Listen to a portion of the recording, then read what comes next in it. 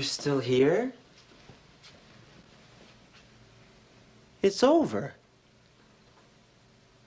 Go home.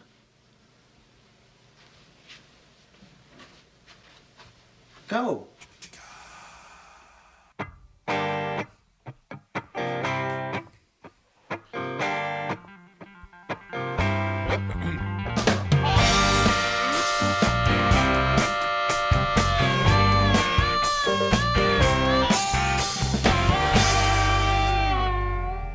Good evening and welcome to the Joust. My name is Naggy. I'm joined once again by the Raging Cajun as the truck flies by the window. Very busy here in Waratah. The James Hooper wasn't driving. Oh, good Lord, he's back behind the wheel. Local vehicles would be in trouble. Oh, hopefully no one's giving him a bus. He can't handle a car. Slams into whatever he sees in front of him. That's how he stops. He says, brakes, not for me. Handbrake, foot brake, no. Boom, that's It's all what he about stops. Newtonian physics. He only wants to be stopped by an immovable object. No brakes will stop him. That's right. Mr. Rage Occasion, Mr. Liam McNeil is joining me once again as my co-host. But it would be amiss of me if I wasn't going to introduce our musical guest for this week, fresh from his nationwide tour of Equatorial Guinea. It gives me great pleasure to welcome to the Joust stage, Mr. Buzz Frothfield. Fox Sports shouldn't have got behind the wheel. Look at Mr. Frothfield. And it's really hard to avoid this story when there is... I mean, we could have. Better people than us would have avoided it, but we can't because it's a crisis, Snaggy. We were talking last week about rugby league buzzwords, the war chest, the memorandum of understanding. Culture crisis is one that's brought up so much. Yep. And I think we're really revealing, or the world is having revealed to it, Yep. maybe the worst culture in all of rugby league, Naggy. Yes. The Fox League. Paragons of integrity and virtue. That's right. Where did all that faith we had in the men of integrity? What's happened, Naggy? They're falling to bits. These were the men behind the typewriters typing the words to really give the structure, the base around what should and shouldn't happen in the game. They were the arbiters of the right and the wrongs, and all of a sudden they're doing the wrongs. And the revealers, of course, of famous, crisis cultures at rugby league clubs. That's but right. Did they dare ever look within? Look within.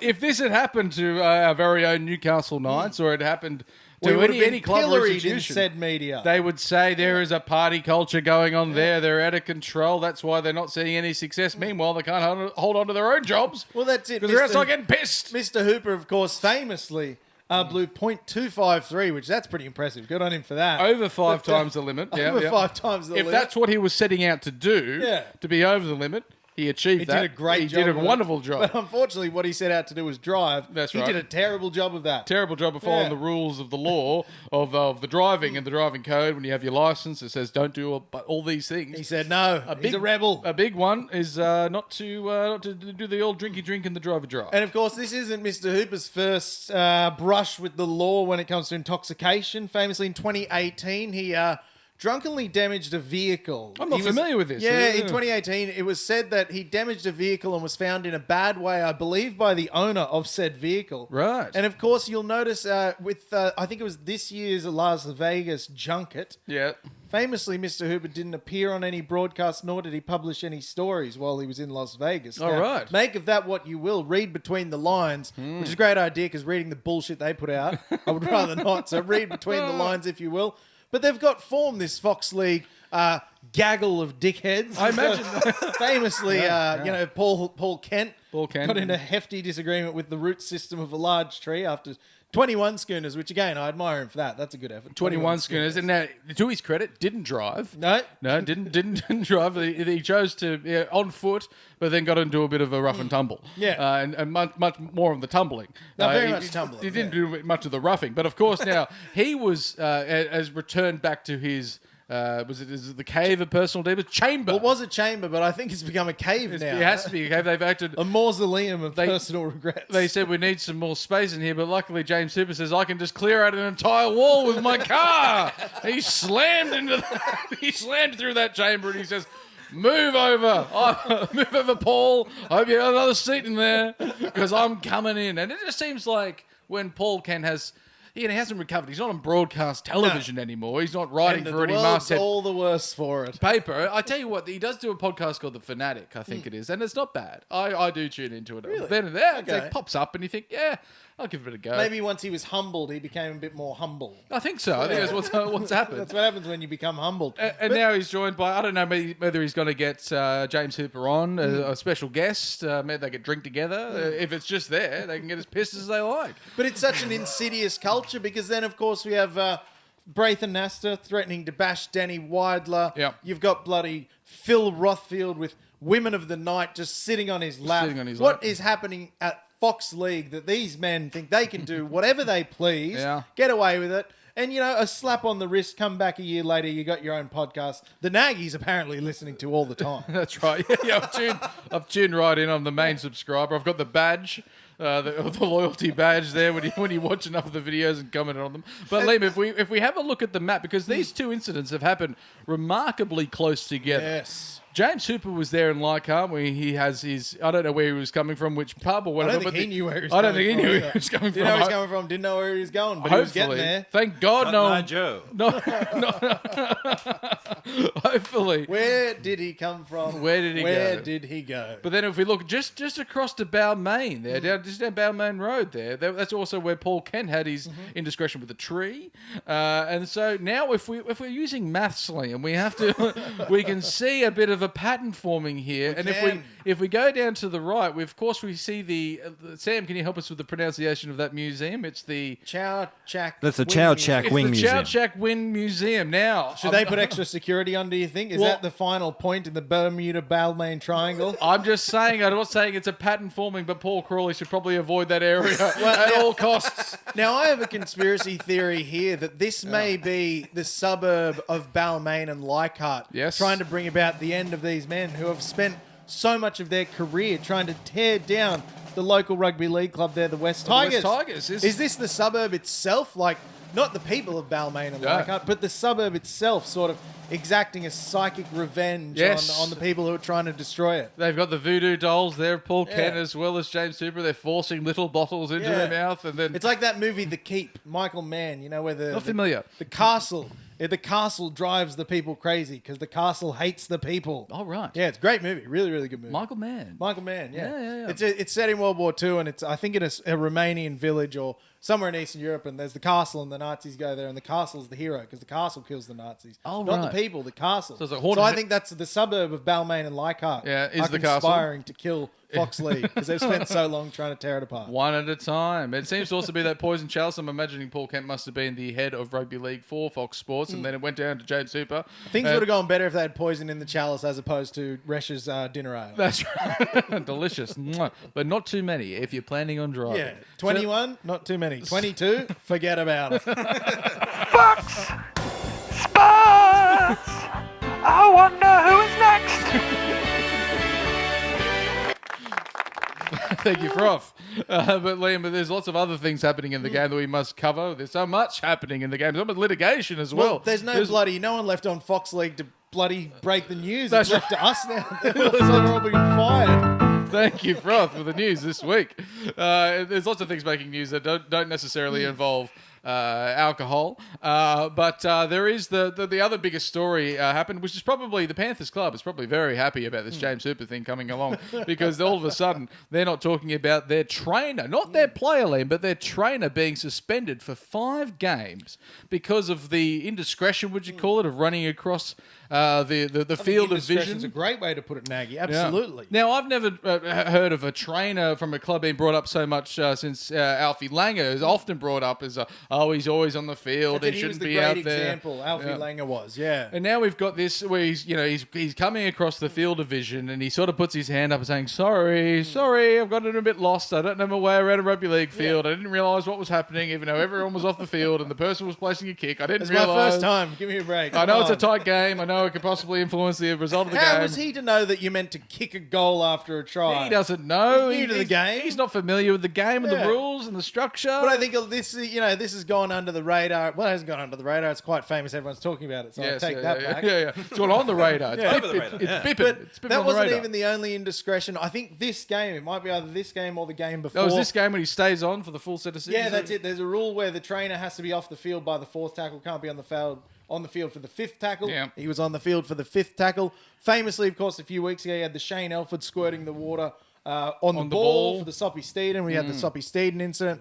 But I think, Naggy, Spirit of the game. spirit of the game, There it is, Clive Churchill haunting us all from possibly the Romanian castle. I think it's a conversation that we need to have in rugby league where the bounds lie for cheating being in the spirit of the game. Because I think a certain amount of cheating is within the spirit of the game. If you can get away Trainer with it. shenanigans like that, I think they're within the spirit of the game. Yeah, I if like it's the- cheating like, Melbourne, for example, Yeah. salary cap, blah, blah, all that, that's outside the spirit of the Outside, game. not spirit. Little cheats like that, little baby cheats, sort of tiny little cheats. Yes. Fine. Well, how long Go have they for it. been doing it, do you think? Well, pretty long. Apparently, there was a list of indiscretions from Penrith trainers going back about 4 years. And if Funnily enough, when the dynasty began. Oh, really? Or maybe this has been Coinkydink? a Maybe not. covert way. It's a 13-on-13 man game, unless you've got a couple of trainers there Exactly. helping you out. Yeah, that's the, it. The one with the Penrith, was it the same trainer? It was a different trainer Different from trainer. Penrith, but it was the same club. He was there in a very important part of the game with the 2-point field goal. Sorry, 2-point field goal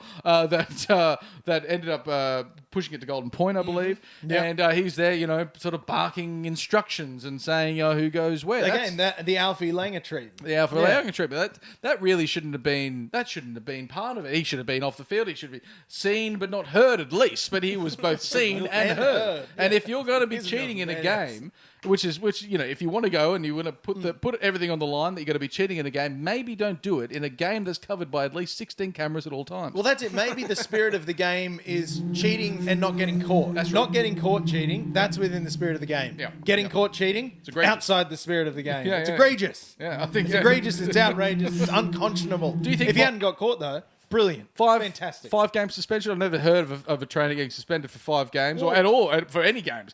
Do you think it's too many, the 5 games? Well, it's just a bloke who's running on the field with water bottles. Also, I don't think they'll miss him that much. Also, do you think if Jaden Campbell kicks the goal, there's any suspension required? No one talks about it. No one talks about it at all. But, like, how hard can it be to replace a trainer? Yeah. Well, I don't know. The trainers are out there. When you play in the game, the trainers are sort of like the coach. Yeah. They're sending messages from the coach, but also... You're right. When the Wanderers under-18s won the premiership with me as the trainer, Yeah. I did win that game single-handedly. That's right. As the trainer. You were the trainer. But also, the trainers are the ones flogging you in the off-season and the pre-season, so you sort of... You have this sort of... they're the daddies, if you will. Of course. So then when you've Well, got... isn't Coach Daddy and the trainers are just the mean uncles? That's basically you don't see the coaches much. You just see the trainers, the daddies come on. But It's also a hard job. Some players want water, some players want Powerade. That's your job. Also, when you're coming up through doing juniors, it is actual the dads of the team of certain players that are the literal trainers, dads. the literal dads, and they're barking at their sons and saying, "Oh, get off there, Tom! Go on, have a real go." But then also they're the ones, they're the frightening ones. Oh, he's just someone that had a dad He's on a the fella. team. He's someone's son, that's for sure. Someone's son. Dad was the trainer. But so you sort of get that sort of feel that they're the authority figures. You're sort of frightened of them. Yeah. So now Penrith is going to be without. I don't know if it's the main one, but they're going to be without. I don't know if there's a tier system if you've got head trainer, but they're going to be. Well, you got the blue shirt, you got the yellow shirt, Are they? and that's about it. Oh, I think okay. because I there's thought they're blue all- shirts and yellow shirt trainers, isn't there? I thought they were all yellow. No, because Alfie was the blue shirt guy. Okay. I think at the time. Yeah, I think there's a difference. Gold jacket, green jacket. Who gives a shit? But that's not all as far as litigation, Liam. We look forward. Forward's not backwards on forwards. Twirling always, twirling, Liam, to the Manly Sea Eagles, which it was sort of a story that I wasn't particularly familiar with when it happened. That there was. Yeah, I was at the time. I remember it was quite a big deal because, there was this whole big argument about the old school versus the new school. You know, of course, famously here, former NRL player Lloyd Perrott has launched a $5 million lawsuit against money. the Manly Sea Eagles. Main reason I wanted to bring this into the news is that there's nothing more noble than trying to litigate the Manly Sea Eagles into the ground. I think it's a gentleman's move. Very much within the spirit of the game. Within the spirit of the game. Yeah. So, of course, Mr. Perrott was at a training session with Manly. If we could just duck back there, Sam, I'll read some bits out.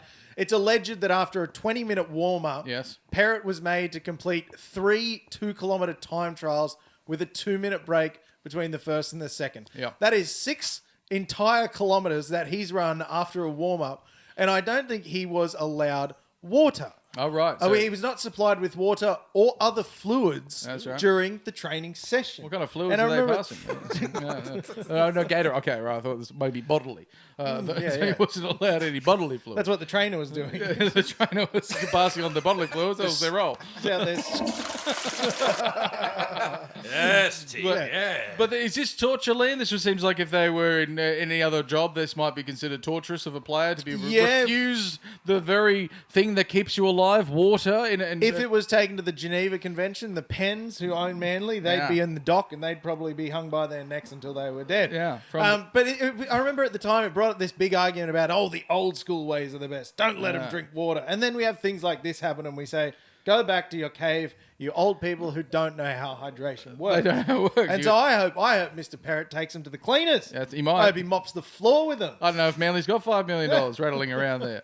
Because he no longer plays, I'm assuming. Is he out now? No, he was forced to retire. This retired him. This actually broke medically him. This retired. absolutely medically. Like, you got to find obviously a limit with these plays. They are, there's always that thing of like you go on a military boot camp style, and it's really to test the measure. But they get water. But everyone's measure's different, and eventually you just got to reach breaking point, and then your body shuts down. And as he experienced, a comatose for 2 days. Yeah. There would have been a bit of worry after the first day to go, he might not come out of this. But then you've got, both ends of the spectrum. Famously, friend of the show, Stephen Crow, one of the best athletes we know, doesn't drink water. Doesn't drink it. Doesn't drink it it's at not all. even a joke. He just doesn't like it. Yeah. We offered him a glass of water when he was on the show, and he says, I don't drink this stuff. He had chalky milk. He likes chalky milk. I love chalky milk too, but I also drink water. I'm not mad. And also, I'm not trying to sue anyone. Yeah. So, But I hope he gets double that, Lloyd Parrott. Give him 10. Give him 10 million. Yeah. Absolutely. why not? If it's coming out of the Manly coffers, give him as much as he wants. Poor fella, having to retire from your job because of the lack of Because water of and someone else being a cockhead. Yeah. That's it. It wasn't Yeah. like, he was injured playing a game, doing that- what he loved. was He that- always died doing bloody 2-kilometre time trials. Was this the current administration, Manly? Was this from a couple of years ago? That's a wonderful question. Was it mate. Anthony Seibold there, casting the hand, thumb up, thumb down? Let the boy die. He said. I don't believe it was. No, No, I reckon don't believe it Seibold was. would be quite the opposite. Being that he's a very analytical, sciencey guy, he'd have worked out the exact amount of Water. hydration Yeah. they need. Give him 18 mils of Yeah. water. Every 17 minutes. Every That's 17 it. minutes. That's all he needs. No more, no less. No more, no less. So, I don't know. It was a couple of years ago, so I don't know. Different, same administration, different administration. Who gives a shit? Who gives a shit? Same club. When we're looking at the same ways the clubs work, Liam, of course, we can't go past the Mrs. Brown's Buttered Chicken as the only way to attract players to the fair shores of Newcastle. Who's doing some great work there, Mrs. Brown. Mrs. Brown's butter chicken. Mrs. Brown's butter chicken. I tell you, the last 2 weeks or so, Mrs. Brown has been cooking. Yeah, hasn't She's she? got the stock pot. It's not just in the the Pan. The pan. No. She got the stock pot going. Yeah. It's been bubbling away for weeks. It's like a soup kitchen. She's so She's just busy. pouring out bowl and bowl. There's players coming through the turnstiles, and she says, "Oh, another one." And he says, "Yes, you must cater for them all, Mrs. Brown. That is your curse." At least buttered chicken you can batch. You can It's a batch. meal you can batch. So Probably it works freeze it. perfectly for, big recruitment weeks. But who's the most recent, I was about to say victim of the buttered chicken. No, not necessarily not victim. The No, one that's buttered wrapping their chicken's one of the best things that could happen to us. It's Trey Mooney for the Canberra Raiders wrapping his jaws around the succulent tender pieces of buttered chicken from Mrs. Brown. He's toured the club with none other than Blake Green, who may or may not be there if he decides to sign. But Danny Badiris sure will be lurking around the traps of the Centre for Excellence, I'm sure. Well, that's it. Isn't it interesting that they had AOB on the tour? Maybe this is an indication that he's also had some buttered chicken. He'll be staying. Maybe they've shared the buttered chicken with AOB, saying, hang on a second, you want to work for a contract, you have to finish your bowl. No none until you're done. No none. And you can wipe it all up. But I think the Trey Mooney, courting is probably a good thing. I'm not familiar with him, really. Like, everyone talks about him, but I haven't seen him play. So he's Well, struggling that's to the make... problem, right? He's the same with Pasami Solo. He's at that Canberra Raiders. He's behind the Canberra Raiders forward pack, which might be the best in the comp. So the word I'm hearing from Raiders fans again is that he's been pretty highly rated. They quite like him, but again, they're like, well, we think he's really good, but where do you have him? Where do you put him? Well, what kind of position is he? A back rower? Front row. Front row. He's a big prop man, a big man of props. Well, that's good because we need those. Yeah. You reckon that maybe he's related to Darren Mooney, former Knights recruitment guy, maybe? Well, potentially. The same name. How many Moonies are there around? Not many. We'll tell you after the break. There's Mooney Beach in the mid-north coast, but that's spelled different. Okay. Yeah. There might be a few moons. Jupiter's got plenty of them. But I think it's a very astute dining option to invite him around for dinner. God knows Newcastle Knights need props. They do. And we got Pasami Solo. Let's get another Canberra reserve grade prop. Props, as we know, Liam, are hungry boys. They need That's why she had the stock pot going. That's right. It was just for Trey. A full tray for Trey, they said. They said, cut the bowl out. We're just going to pour it into a tray, and he's going to eat it. Eat it like a pig. Yeah, that's the best way. That's a trough now. That's a trough. Trough. That's a trough. Well, we hope he does Which I sign. think we fixed that last week. We hope he does 2 sign. weeks ago we fixed the trough. That's right. We did fix the trough for the great.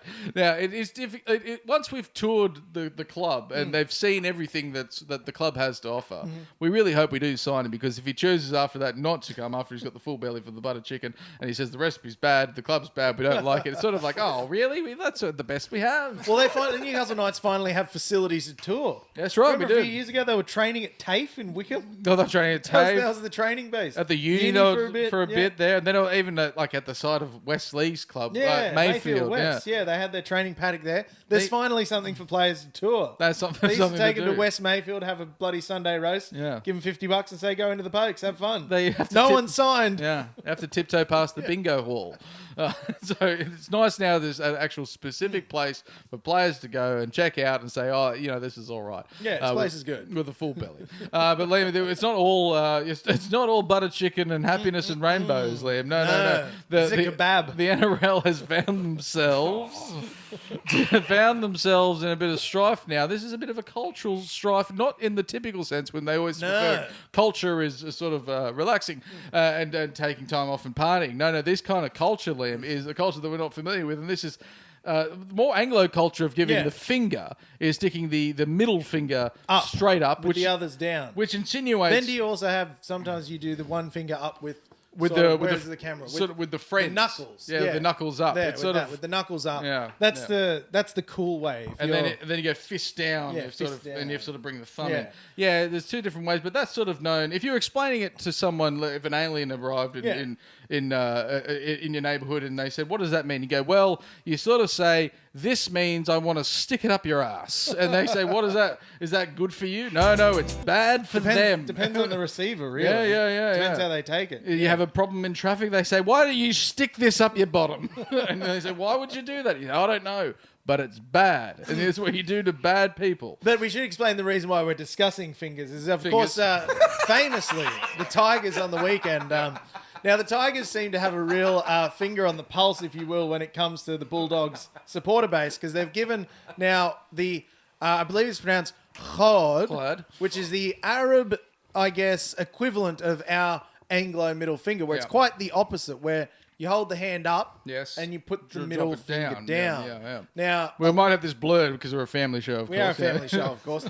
Now, the darlings of the rugby league media have taken offence to this. Yeah. No one else has, though. No, that's the right. Bulldogs fans all seem to have a bit of a laugh about it. It is funny that they've pointed it out as sort of an outrage, but I haven't actually seen any actual person saying I'm outraged for this. The media is being outraged for the recipients of the finger. Yeah, they're being outraged on behalf of people who they think they represent, when they absolutely do not at all. When they have to introduce it and tell everyone exactly why everyone should be outraged, and then say, aren't we all outraged together? That's it. If you have to explain to a person why they should be outraged, you've missed the boat. It's too late. So now, this isn't the first time that we've seen a bit of finger action towards the opponent's supporters, Liam. I've compiled a few great examples here because I think, and again, this is maybe controversial, I think flipping off the opposition fans is very much in the spirit of the game. And I've got a few examples I found here. Yes, of course, you have, my favourite one at the bottom right there. Now, my beloved Vancouver Canucks, they can't win a goddamn thing in the NHL, but their reserve grade team won the comp just this season gone. What are they And, called? The Abbotsford Canucks. Canucks. The Canucks. Right. Famous. Not to be confused with the Cucks. Not to be confused. They don't win anything, so they are the Canucks. But anyway, they got this wonderful photo of team captain there receiving the trophy, and then you got Phil DiGiuseppe in the background just flipping off the Dallas fans. Just flipping him off. They won it in 5 games. The one up in the middle there, it's sort of tucked away one, but this one has a strong historical context. Yep. That's a Green Bay Packers player flipping off the Chicago Bears fan base. Now, there's a really long ongoing rivalry between Green Bay and Chicago, being quite close there.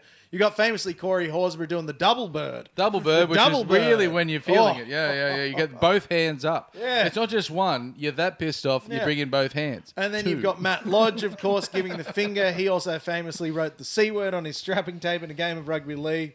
Matt Lodge giving people the finger is not in the spirit of the game, I don't think. I don't think Matt Lodge is in the spirit of the game, No. to be frank. No. He operates outside of the spirit of the game. And then we've got, of course, in the bottom left, Kyrie Irving flipping off some fans just because he's a fucking weirdo and does weird things. So, Now, I think, I much prefer the forks if you're going to give the the forks, finger. it's more innocent, but Yeah. that makes it worse almost. It almost does. It's like I'm not even going to give you the full rage of the finger. I'm just like, I No. can't. You're Forks. throwing the forks at someone's funeral. Like we discussed before. Forks at the funeral. That one really hurts. It's Yeah. sort of like if you're watching a movie and they got the TV at it. Yeah. You know, in the movie they give the finger, be like, it's only 7:30. We'll change it to the forks, and it seems a little bit more family appropriate. Because the one I was looking at, and you'll be able to confirm this, I thought I recalled that famous Origin game where Gordon Tallis flipped off the New South Wales fans 2002, for commenting I believe, about his yeah. mum, but I don't think he flipped the bird. Oh, really? I think he just did that one. Oh, he did. Or oh, was he- it the he- forks? did Or he was get it the just? forks?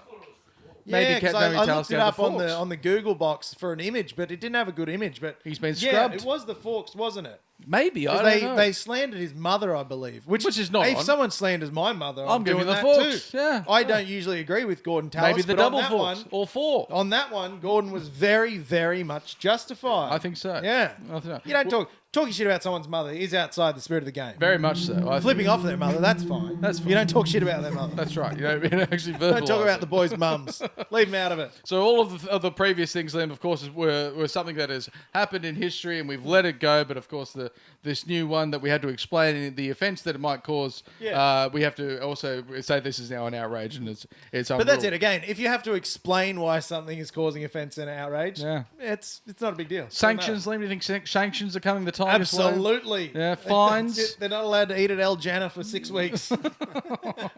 How else do you sanction someone for doing a middle finger salute? I don't know. What do you do? What do you do? Did Corey Horsburgh get? I don't think Horsburgh got in trouble. No, he was crying at the time as I well. He know was that very made upset. it. That made it even It's the ultimate better. defense. Yeah, it is. You Yeah, can do whatever He you was want. having a weepy. Maybe the Tigers should all start to cry, and then collectively cry, and then they can do whatever they like. Oh, with but their we hands. forgot the follow-up because it got scrubbed from the internet after the game.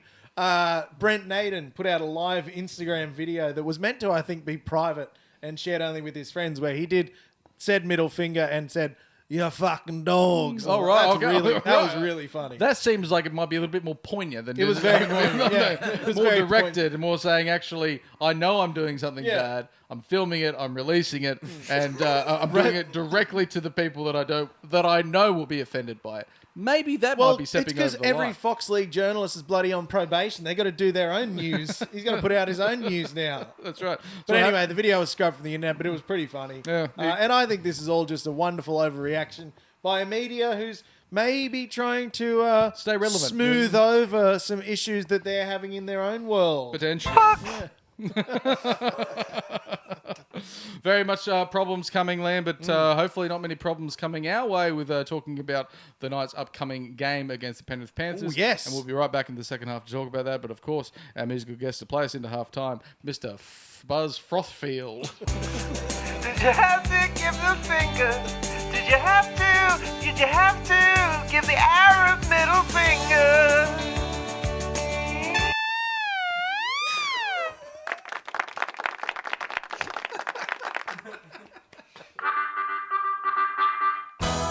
Bye bye, baby, we have to fight. Bye bye, baby, no need for tries. We had to fight. Wonderful. Thank you very much, Froth. The Froth. Buzz Froth. I kind of butchered it, but it's fine. Don't worry. Liam, of course. Yes, Naggy, of course. This is the second half of the Joust. It's nice of you to stick around. If you did. Of course, we had the bye last week. Now, this might have been a bit of a... Was it a curse not to see our beloved Newcastle Knights playing a round of football? Or was it a bit of a... It was a reprieve, maybe. A reprieve. As opposed to a curse. A much-needed rest. Yeah. And we looked ahead and we said, oh, God, how are we going to get off the bottom of the ladder? What's our next game?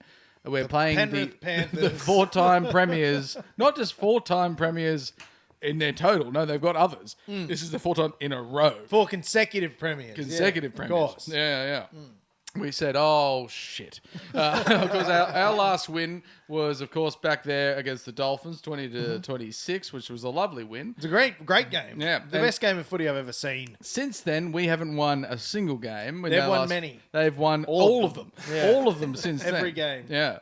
So if only we were sort of coming off a win, you think, oh, that's just nice. But they've coming off many, many wins. But I think psychologically, the Knights here really hold the upper hand. Because who was the last team that Penrith lost to? Was it the Newcastle Knights? Yeah. That famous game where they played their under-12 side and the Knights stomped them. Isn't that worse, though? Isn't that really scary? No, it's better. It's good. It's kind of scary now, though. We're hearing something from the Penrith camp that says potentially that was the turning point. They said, "Oh, what? We lost to the And what?" I put it. I can't remember. I put it in the chat. A friend of the show, Gavin Morton, and known Penrith Panthers diehard. That's one thing the Knights are better than most other teams at, is being a team's rock bottom. Yes. How many times over the last 2 years have we seen a team lose to the Knights and go, oh shit, we can't get any worse. That's right. This is terrible. And then go on a run. Well, The Knights play teams into form. It's like the Bulldogs where we flogged them 60-0, and they sort of said, "We're never letting We have that to happen rebuild the whole club. ever again." And I don't think we've beaten them since. No. So, but I don't mind our chances, to be honest, Liam. Nor do I, Naggy. I don't mind them. Now, there's a couple of reasons that I think the Newcastle Knights may be a bit overlooked here. And I think it might be fatigue setting into the Penrith side. I know Gavin Morton would hate me saying He that. would, yep. But I think when they didn't barely win a game in round 10, they were at the bottom of the ladder. Yeah, Magic Round, they were coming dead stone cold motherless last. Was that 11, 10, 11? Round there anyway. And It's one of them. Every game since then has been a must-win game. And so when you've got must-win games again and again and again, and they're tiring. approaching a point of the season where you usually win, lose, or draw, they're going to be in the top 4. Yeah. So they can sort of ease into it and come into relax. Now everything has to be tense. But they're looking at opponents. When it's a must-win game against top of the table, they think, we can do it. We're the better team. Now, last week they had a must-win game against the Titans. They put 20 points on them. They put the Q on the rack. Yeah. And they said, They were like, well, that's it. I went to the shops at halftime in that game, and I got back, and Brittany was sitting there watching the game intently. I was, what happened, darling? What happened? She said, you've missed the best half of footy ever. That's I said, right. why did I go to the shops? Toronto Coles was very boring. Even though there was a little bit of golden point there, they have to put their Tiny bit of golden point. extra bit of Tiny effort bit. beyond the 80 minutes for them to get over the Gold Coast Titans, another team there languishing at the bottom of the ladder. We have our Indigenous round, which is very important for the boys, especially our captain, Dan Gagai, proud Indigenous fella. Yep, one of the best. Which I think is another thing to look at, especially this time with our Indigenous jersey, because it's the first time we actually have some sponsor integration within the. They go to all of this effort to do this wonderful Indigenous artwork on the jersey, and quite often they just slap NIB straight over the top of it. They say, I don't care. That sponsor logo is paying my bills, so I don't mind. That's right. I'm fine with the it. wonderful company of NIB. I'm not saying anything disparaging about NIB, but the way the Newcastle Knights You just can sort of disparage me all you want. Just don't disparage my employer, please. slap it over the top. But now NIB is just incorporated. They've changed the colour. They've moved it up. Now it just looks like it's a much more a part of the team. And it's interesting to see, because as we see in the ones in front of us, they always lean heavily very into the blue. the blue, yeah. Of the Newcastle Knights. It's rare that we've seen an Indigenous jersey leaning heavily into the red. Red, And yeah. I think it looks bloody fantastic. The Knights have a really good record of putting out some absolute bangers when it comes to Indigenous round jerseys. I think they've done a great job yet again, as we always do. And- I don't think we've had any bad ones. And the photo there of Mr. Sad Eyes, Jermaine McKeown, of course.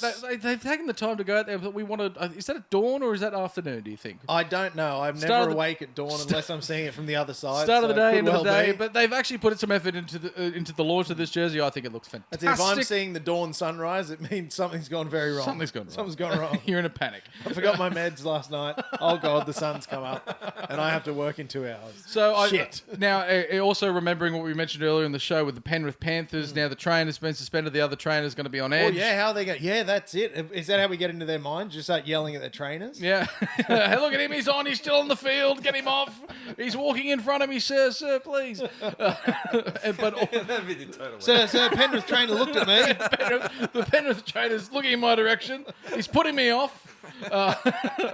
But there's also Isaiah Yeo, their fearless captain, is not playing in this game. Oh, isn't he? Oh. No, he's out.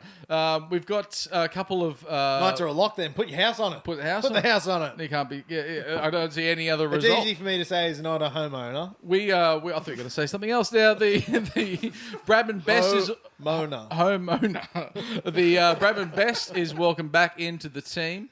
Well, he had his yearly refresh over in Bali building a post office. That's so right. He's fresh. He's fresh. Post office is done. But Jake Arthur is also making his debut. This is exciting. We're finally seeing maybe the birth of Jake Arthur. Because what happened to Tyson Gamble? Wasn't he in the lineup the other day? No, he was happened to him? never in the lineup. No, both him and Hastings, the heroes. I think from Jake 20 Arthur's already been birthed. Yeah, Yeah, probably. This is his second birth. Are you a doctor? Can you Into a qualified to Knights comment on that? Sir? We're not medical doctors. Now, so- some would say And please don't accuse us of being. this is an AOB merry-go-round of the halves again with a new halves Which pairing. we do But have more to talk about after the game preview there. of Jake course. Arthur coming in to the team has really earned his spot. He didn't fly straight in. He was signed by the club. He played a bunch of games in reserve grade.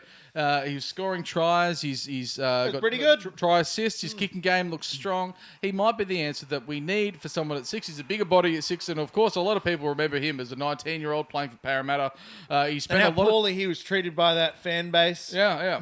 He's not going to have that sort of reception here. Welcome, Jake Arthur. He's not signed for next year. He's got a bit of... we're not really sure what's going to happen after 2025. But, with a good performance, we could see him in a Knights jersey into next year. Partnering there with Jack Cogger, who was someone who has been told that he may... Was it today? He was Today, informed. yeah, So you're not yeah, coming yeah. back, Jack. Yeah, not Hit coming the road, back. Jack. Of course. As like the song. But then also his brother is rumored to be joining him in the first grade side. Now it does appear that his brother. Sorry, Sam, I'm jumping all over the place with your slides. It does appear that his brother. That's okay. It would feel like he's making his debut also, but no, he made his debut earlier in the year. Really? Like round 2. Yeah. Really? Yeah. Good on him. Good on him. But he looks like a wee boy. He's as a you wee said. boy. Yeah, just Matt a Arthur, the wee boy there. He's little such boy. a child. You'd think he'd be coming off the bench. I don't know who's going to drop out of the team. Well, that's the thing. Usually there's that rumor around, such and such is in. Someone's coming in. This one's just Thomas he might be Kant? coming in. I think Thomas Kant might be dropping out. that's a I shame. think, yeah. Well, that's it. They've leaned now into a 4-forward bench there, which is very rare that you see that in this day and age. Yep. A 4-forward bench. So do you think Tommy Kant might be dropped back to reserve grade? We'll soon find out. The team's going to be named very, very soon. Actually, hang on. They named second. it on Tuesday. Well, no, but they're going to have the refined team. We might even know this answer now. It's not. The game is not too far away into the future. It's pretty close. It's pretty close. It's pretty close. But I think given the circumstances and, the way the season's gone and the way the injuries have been, this Knights team doesn't look too bad. It looks pretty 1-17 actually looks not too bad. That's right. A lot of Yeah. people have written us off without our fearless leader, Calvin Us Ponga. included. Yeah. And we think, hang on a second, we're having a look at live as we speak right now. Does he make the Isn't team? live television something? Scroll Live down a little bit Tom more. again, Matt Croker. And, no change. he's still on the extended bench. Yeah. So anyway, we get to see more of Elijah Celeste Moana, which is exciting right. because the few outings he's had this year, he's been very good. Yes. Obviously, Jermaine McEwen holding down that spot in the second row, really proving He's been himself great as well. to be the answer to the enormous Kai Pearce-Paul hole that we're going to see next season. Yep. And then, of course, again, we finally were able to string together a couple of weeks with our preferred starting props. Isn't it nice? An actual prop pairing that's of NRL level to start the game. I don't think... Daring decision. I think this is going to be a tough game to win, Liam, but I think it's going to be closer than many people think. Well, I mean, who else? What other team has beaten Penrith in their last 2 outings against Penrith? Except for the Newcastle Knights. Last 2? No. Only one. Once. No, yeah. No, didn't you have an... That's right. No, hang on, duck back. Yeah. No, Previous meetings, Knights 20... Oh. Yeah. When did that one happen? We're the smaller number on the Okay, bottom. I apologise, I can't read. But it's not a bad game, 22 to 14. That's as there. good as a win And that's in anyone's lexicon. both times they're at Penrith. Now we have them at home. Of course, not too long ago, we might remember the Knights taking them to Golden Point, where with Ivan Cleary says basically, well, I think we played shit. The Knights didn't play that well. But I have hope. There's also a thing when we've reached a point of the season where the teams at the bottom of the ladder can no longer make the top 8. That's it. But We're out of the mathematical chance. we have nothing to play for. And we live in the mathematical chance zone. They have a lot to play for. So Is that a old lot- saying, though, Nagy? Hope is the first step to disappointment. Yes, but a I loss think here it's from a video game. a loss for Penrith here will be very, very disappointing for them, and it will just morale boost us looking at maybe into 2026. But that is probably enough motivation. That's enough motivation for me. Yeah. So hopefully it's enough motivation for the players on the field. We could be the classic banana peel. You know, we're now the wild card that the teams on the run into the final slip. Yeah. They say, oh no, we got beaten by the bloody Knights. Rock bottom for our season. Oh dear, falling down all the rungs, all the ladders. As we mentioned previously, there was some news from our good friend of the show, Barry Toohey, that says both Jack Cogger and Tyson Gamble have No been... butter chicken for you, boys. No, the butter Sorry. chicken has run out.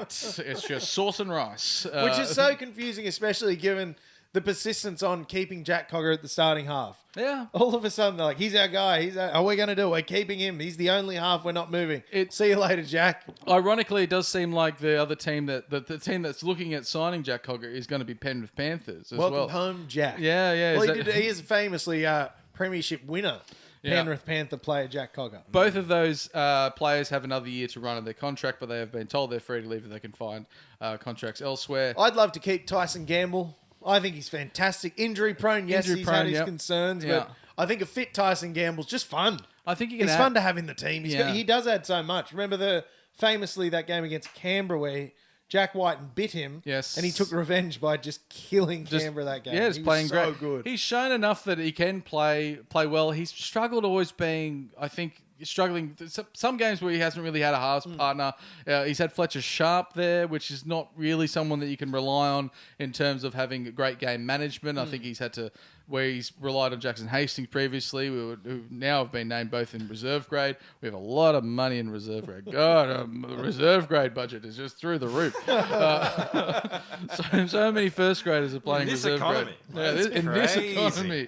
In this cost of living crisis. It's going to be a tricky one. It's certainly an uphill battle to win, but these are the kind of games that potentially can make, just soothe. Could put a bit of aloe vera on the burn Just of have this fun, season. boys. Yeah, just have fun. There's no chance to bloody make the 8. Just have a good time. Remembering, looking at the having enough structure there around Greg the Bus linking up with Brevin Best. What a powerful edge that is. And of course, Fletcher Hunt, the brand new boy from Warren over there with Dom Young. It if does Matt seem- Arthur makes the team, Fletcher Hunt won't be the most boyish-looking player in the team. That's right, yeah. I'm sure he's very excited about that. Is this possibly Adam O'Brien looking at his godsons and saying, well, I'm going to be out of a job in a few weeks. I'm just going to give you as much first grade as you can? Possibly. Yeah, why not? We're not sure. But again, why not? Yeah. What could possibly go wrong? Lose 5 games in a row? 5 to 6? Who knows? It doesn't What's really... the difference? Doesn't really matter. 5 games, 6 games, who gives a shit? There's a bit of nightmares of Christmas past there, Liam, with Milky Jenkins, Milky Jenkins, who has hit a rare vein of form. He's Yeah. been fantastic the last couple of weeks. So he's, I think he's in for a big one. That Panthers lineup is really, really good. Blaze Talangi as well at 5'8". He's starting to do some really, really cool shit. But he's young there. Obviously, Tommy Jenkins, Milky. He's not that. Isaac Casey McLean. Like a lot of these players look better because they're wearing a Penrith jersey. Should they It's go a in? good-looking kit. Should they go in and think? Just picture all of them in the nude, and then maybe they might be able to play better against them. Might be, yeah. Tackling naked men. The badge means nothing. If they're not wearing the jersey, they're just men. We have to bring them down a few notches. Nude men. Well, I don't think they can do that because everyone will be blinded by the bloody field lights reflecting off Milky Jenkins, yeah, bed. it'll be straight into the eyes. Oh, I'm You're like sure staring into a mirror. he's hairless, Oh. completely hairless. He's like a mirror. He's made of silver, that boy. It's going to be a tricky one. Hopefully the Knights can come away with the win. But then, of course, this will be the Knights' last Friday night game of the season. 'cause Thank God, I yeah. think the last 4 games are all Sunday afternoon. Are they really? which is pretty sick. I like yeah. that. Sunday afternoon footy's good footy. if the Knights win. If the Knights win. Otherwise, you start your week terribly. Terrible. But the 6 o'clock game, you can sort of, some people are driving home. You might forget it. You might I'm be at actually dinner. working, so I'll be watching on delay. Apologies, Joust. Yeah, that's all right. Well, hopefully the Newcastle Knights can get up with a win over the Penrith Panthers and really You stunt. have really stoked the hope in me now, I think so. I Naggy. think Oh, we can you've do it. won me over. I'm kind of excited for We've this just one. got a little bit about it. Yeah. But Liam, we have to look within ourselves and we have to fix things, Liam, in the fixes. Now, this week, Liam, we've tackled a lot of things being the fixes and trying to make sure that everything's and working. fixed every one of them. Working the way it should, and that is this week we're tackling naps. Yes. And naps are something. This weather has brought a lot of damage to a lot of things. It's obviously structural damage, a lot of water. It's not good for the psyche. Not good for mental the health psyche, when no. it's raining. If It's worse. If you're meant to work outside, it's terrible. It's draining. But one thing, if you're inside and you're looking to get a little bit extra sleep, a bit of a kip, cold, rainy outside, bit of a nap. perfect. Yep. Now the problem with naps is you're meant to get more energy from them. Yeah.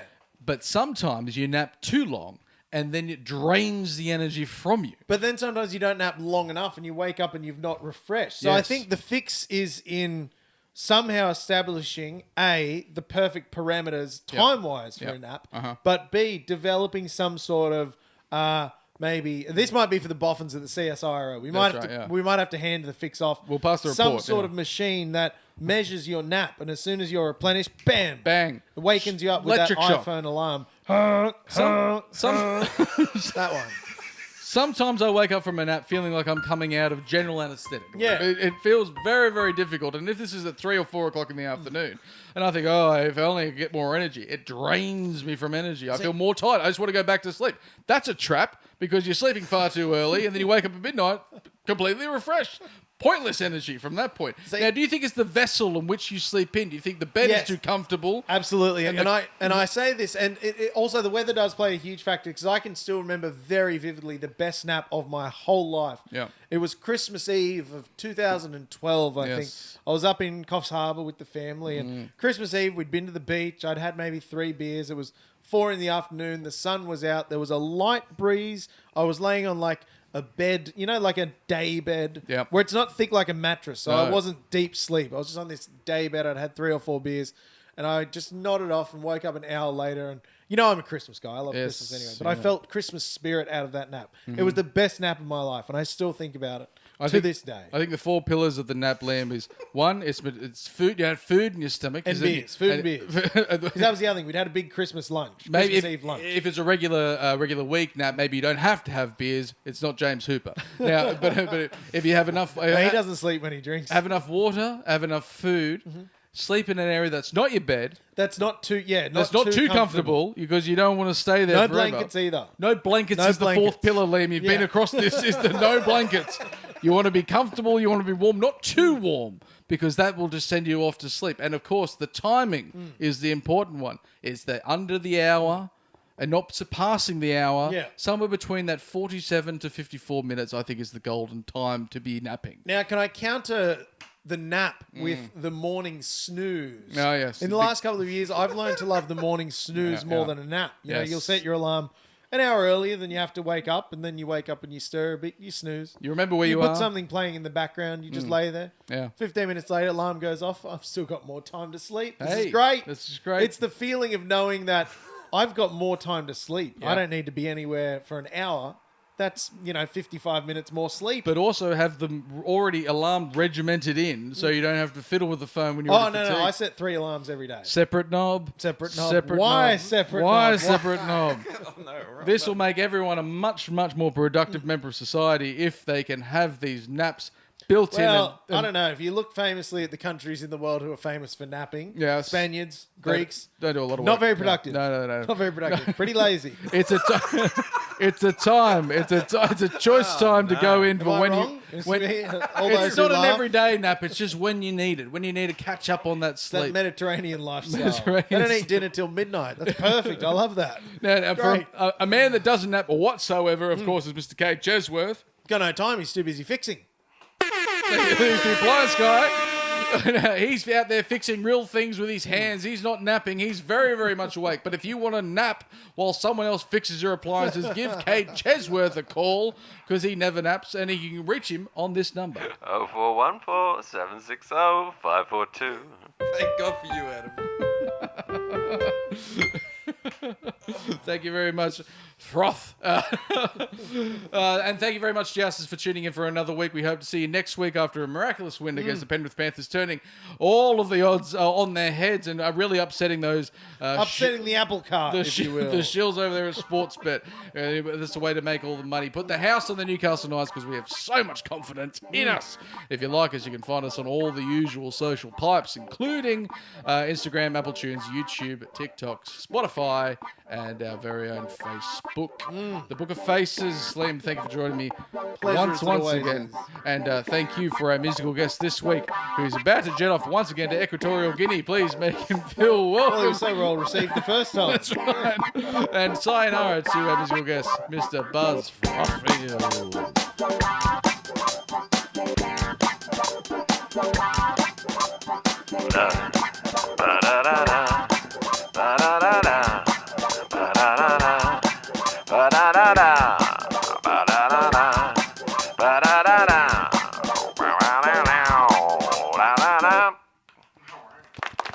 Wow.